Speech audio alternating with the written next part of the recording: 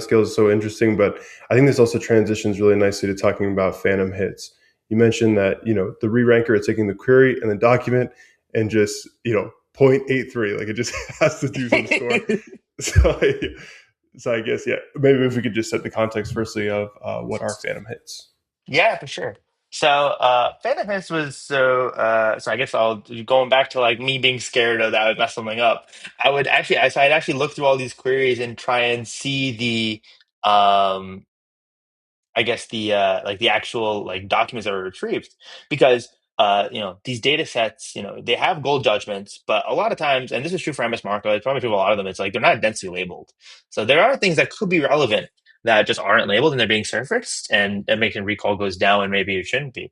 So I was actually looking, I would look through these, comb through these documents, and I just saw the most crazy things. Like it was definitely not like relevant stuff. And so one example that I remember is basically we it was a, there was it was a I think it was a sci-fact, and it was a like query about Gabonese children and like some disease, and I think the retriever like would have like absolutely like discarded that, but the re-ranker when we did the re-ranking I think put it at put a document about like dishwashers and a cabinet at three. And like it's like I don't know how you went from like some scientific thing to dishwashers, but so that we sort of when we see those, and it's happened a lot, and we sort of like, oh wow, these are like the documents that they think are hits that are not really there.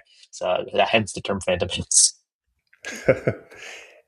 My first thought of that is it made me think like positively about HNSW and vector embeddings because they sort of normalize each other a little bit where you have the graph structure. So it's not just like Mhm. completely isolated. And I thought that was kind of cool. Yeah, yeah. Um, but then I guess but then also just like wearing my deep learning hat, I was thinking it was pretty natural to me, and I'm excited to share that we'll be publishing a paper soon. It won't be out by the time this podcast is out, but we tested this idea of just having multiple cross encoders because like phantom hits is like some probability lambda, it's going to have a false positive. Mhm. So Yeah. why don't we just ensemble the models? And in the paper, you Hmm. talk about ensembling re-rankers, and that just Yeah, felt yeah. like when I was reading the paper, and it just felt like ensemble the re-rankers. That's got to be the answer to that. Yeah, exactly. I think that was something that we tried, and actually, I wish maybe I don't know. We probably left it as future work, but there's nowadays everyone's looking at like ensembling in some way. I guess like even like hybrid search is like ensembling, right? Like you're taking dense and dense and sparse, and like trying to combine the scores, so like me RRF or something. Yeah, that was something that was interesting. I'm excited to read the paper when it comes out. I'm super excited. Did you? So I guess did you guys maybe like if I can ask like did you guys see this phenomenon when you started digging in deeper as well? And why not?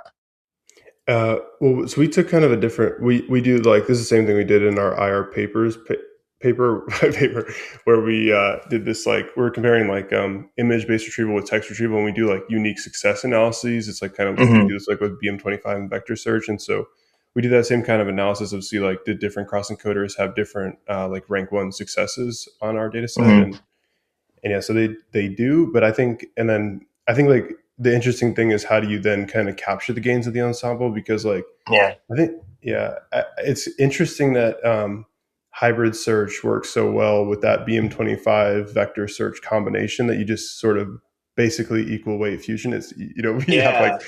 0.75 is like particularly how we weight it in Weaviate. We don't just Exactly. And it's kind of crazy because like we tried this sort of because ensembling we tried it with very easy is you try it with I think we actually tried it made in the paper, but we actually tried RFing with many different things. Like we tried hybrid sort of thing with BM25 and a dense retriever, did not work well. I think we even tried using the retriever signal for like the re-ranker, and it was like obviously we didn't spend a ton of time because my internship was limited.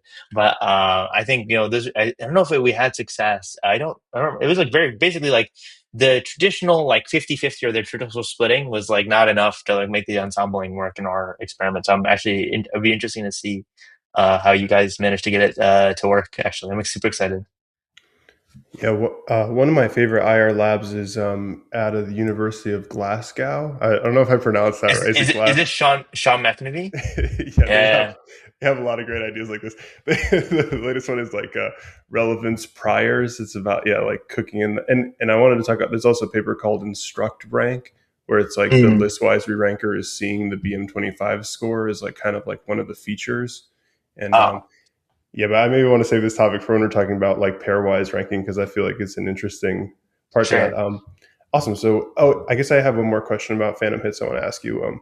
So I was curious about the idea of maybe having like data augmentations to the document to improve robustness, where you maybe have like paraphrase, maybe not necessarily paraphrases, but I mean, in text data augmentation is a funny one, but you maybe insert a word, delete a word, this kind of idea of seeing if it's like a robustness issue, if that's the reason why it has these false positives, and then if that's maybe a solution to like sort of get like three predictions over slightly tweaked versions of the documents. Mm. Oh, so you're saying like basically doing like almost like post mortem almost of like why this happened, like change the words and stuff like that. I think that could be interesting. I don't remember if we ended up trying that, but I think that could be because I think something's happening. So something is causing these scores to blow up, and so I think it definitely would be sort of interesting. I know people use like you talk about the metadata stuff. There's a lot of new products, I think, literally even from Databricks after I left, that try and use the metadata of like the documents that enterprises would use to make their retrieval more robust and their ranking more robust. But I think a more in-depth, like principle study of that would be very interesting.